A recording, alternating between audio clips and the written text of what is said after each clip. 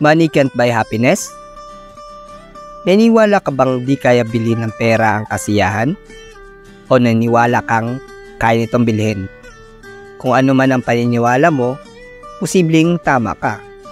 Nakadepende kasi yan sa experience mo.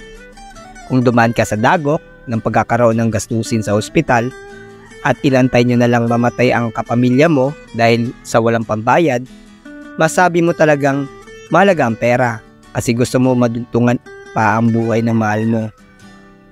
May mas mahalaga pa kaysa sa pera. Pero para masustain mo yon, kailangan mo ng pera. Healthy relationship, kailangan ng pera para sa araw-araw na gastusin. Malusog na pangatawan, kailangan din ng pera para masustain at makaprovide ng hospital bills in case na ma-admit. Relationship with God, kailangan din ng pera for tithes para makasupport sa gawain ng Panginoon. Kung naniniwala ka sa kung nabibili ba ng pera ang kasiyahan o hindi, wala nang pagtatalo doon.